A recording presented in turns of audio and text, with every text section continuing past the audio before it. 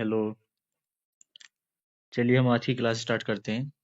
संस्कृत का chapter number 4 कारक प्रकरण, जिसमें लोगों को सबसे ज्यादा प्रॉब्लम आती है।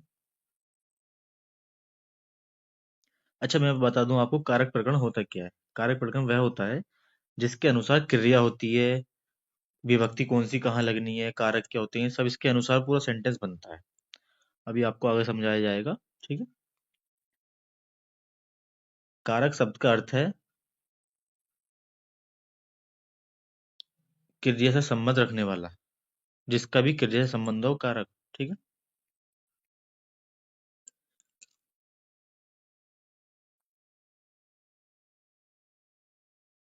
क्रिया के जनक को ही कारक कहते हैं। जैसे राम गृहम गृहम गच्छति। मैं बताता हूँ आपको।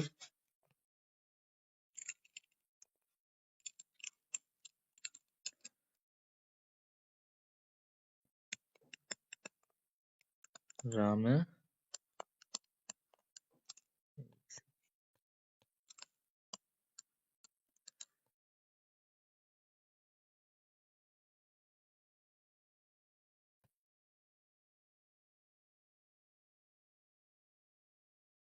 राम गृहम गच्छति। ठीक है।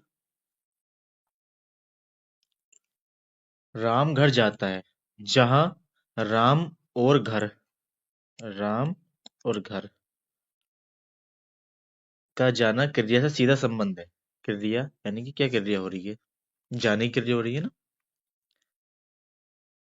राम और घर दोनों ही कारक हैं। राम और घर दोनों ही कारक हैं। ठीक है।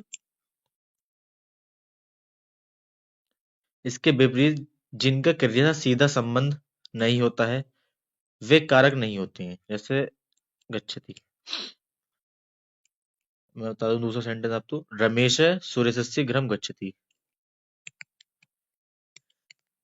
रमेश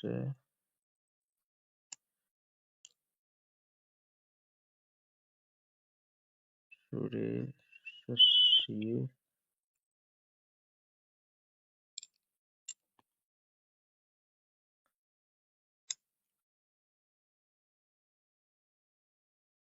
गरम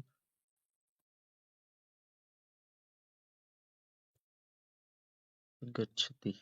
ठीक है। थोड़ा सा मेरा स्टाइलिश काम नहीं कर रहा है। यहाँ पे जो है रमेश सुरेश के घर जाता है। इस वाक्य में रमेश जाना क्रिया को संपन्न करता है, घर जाता है, इसलिए रमेश कारक है। परंतु सुरेश का जाना क्रिया से कोई संबंध नहीं है। ठीक। सुरेश का जाना क्रिया से कोई संबंध नहीं।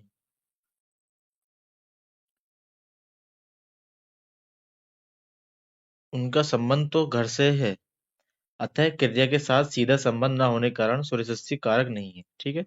इसका सूर्यषष्ठी का कारण जो है इससे नहीं है। ठीक है। आई होप आप समझ गए होंगे। तो पढ़ते हैं आप। कारक क्रय धातु ल्यूट प्रत्यय लगने के बाद कारक बनता है। कारक का अर्थ होता है करने वाला, किसी भी काम को करने वाला। ठीक है। क्रिया का उत्पन्न करने वाला कारक होता है। कारक के भेद। कर्ता कर्म च कारणम च संप्रदान तथैव च अपादान अधिकरणम अधिकरणतीयाहु कारकाणि षष्ठ। कारक के भेद। कारक के भेद क्या होते हैं? कर्ता कर्म करण संप्रदान अपादान अधिकरण। ये बहुत इंपॉर्टेंट है, एमसीक्यू में आ जाता है। चौथा कारक बताइए कौन सा होता है। अब पांचवा बताइए कौन सा होता है। छठा बताइए कौन सा होता है। इस तरह से तीसरा बताइए, दूसरा, कोई से भी आ सकता है। ठीक है। संबंध को कारक नहीं माना जा गया है। संबंध जो सात कारक सात होते हैं, विभक्ति छह होती हैं। लेकिन अपन हम तुम जो संस्कृत में बीएमएस में पढ़ते हैं, वो छह कारक पढ़ते हैं। संबंध को कारक नहीं माना गया है क्योंकि इसका क्रिया से संबंध नहीं होता है। इस प्रकार संस्कृत में कुल छह कारक हैं, वे सात विभक्ति हैं। बोला तो नहीं, सात विभक्ति हैं। प्रथमा होता है कर्ता ने। इस तरह से याद कर लिए। प्रथमा कर्ता ने जो करता है, यानी किसी जैसे राम है, राम है। ठीक है। जो कर्म करेगा वो द्वितीय, राम ने कर्म को किया किसी को भी, कर्ता ने कर्म को करण से यज्ञ के द्वारा संप्रदान के लिए, अपादान से अपादान अलग होने के लिए, जैसे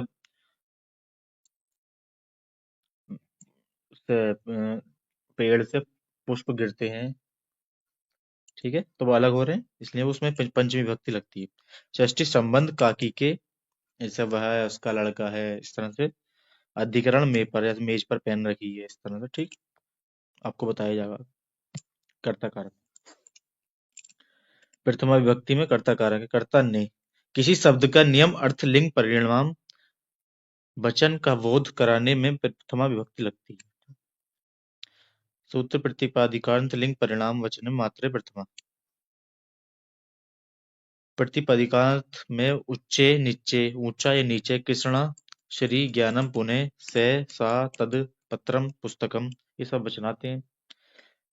लिंग मात्र में किसी शब्द के वास्तविक लिंग को प्रकट करने में, जैसे तट तटी तटे, ठीक। परिणाम मात्र में पदार्थ को केवल मात्रा प्रकट में प्रथमा, जैसे द्रोणो ब्रीहि, ठीक। द्रोण शब्द से प्रथमा विभक्ति बनती है। वचन में संख्या प्रकट करने में एक, एकम द्विवहम, एकम एक द्विदो वह। कर्तृवाच्य के कर्ता में, कर्म वाच्य के कर्म में, और संबोधन के में प्रथमा विभक्ति प्रयुक्त होती है। जैसे स गृहं गच्छति, वह घर जाता है। रमा फलम खादति, रमा फल खाती है।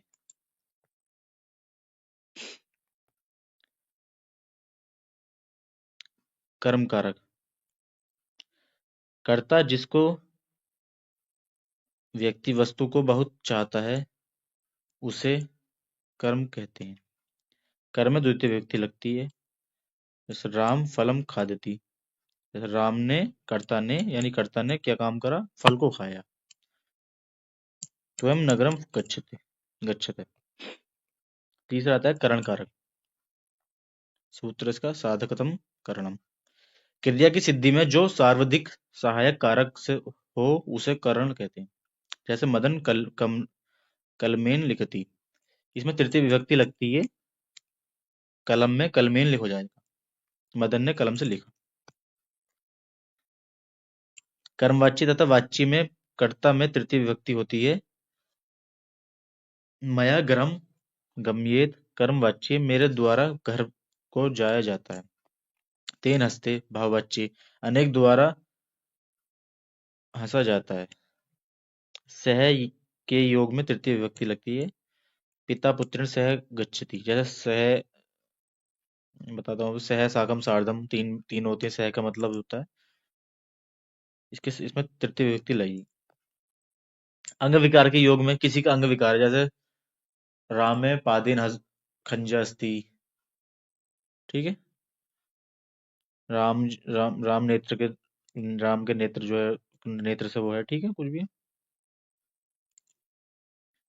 और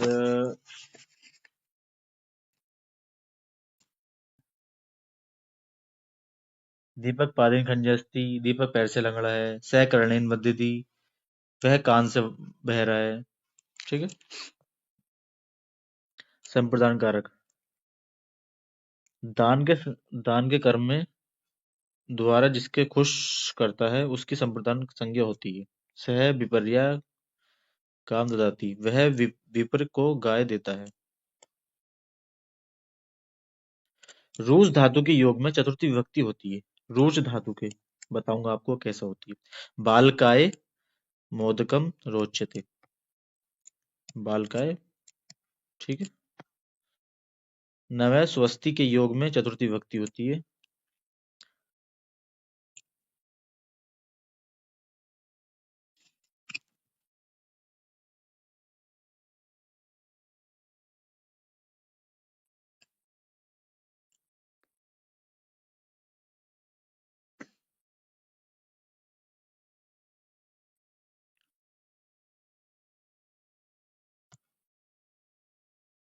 पांचवा आता है अपादान। अपादान यानी कि अलग होने के लिए।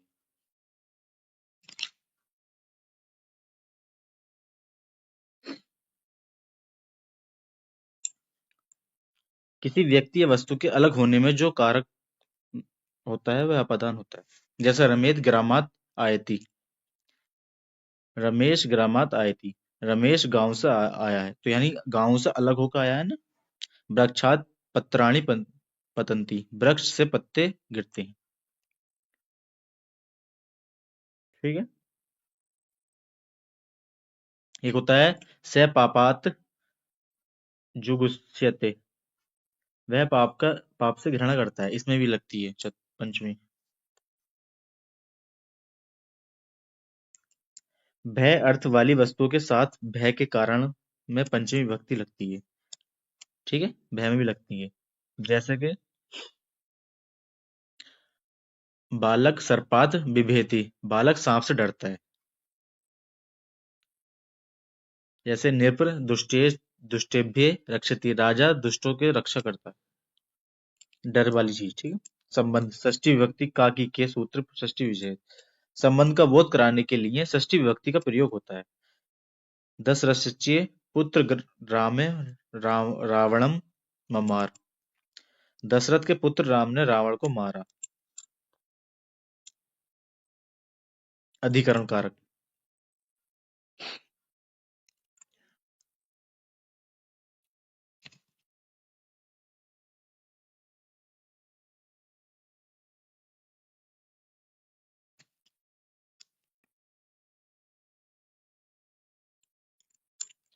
कर्ता और कर्म के द्वारा उनमें स्थित क्रिया के आधार को अधिकरण कहते हैं। जैसे वृक्षे काके तिष्ठति, वृक्ष पर कौवा बैठता है। मे पर आ गया ना। अधिकरण क्या होता है? मे पर। विद्यालय बालका तठंती, विद्यालय में बालक पढ़ते हैं। विद्यालय में पढ़ते हैं ना। ठीक है। ये टेबल बहुत ही इंपॉर्टेंट है। ठीक है जी। स्टार हमारा ऐसे बनता है। कर्ता ने कर्म को करण से संप्रदान के लिए, अपादान से अलग होने के लिए, संबंध का की के अधिकरण में पर ऐसे याद कर ली। ठीक है। बाकी नेक्स्ट वीडियो में बताता हूँ।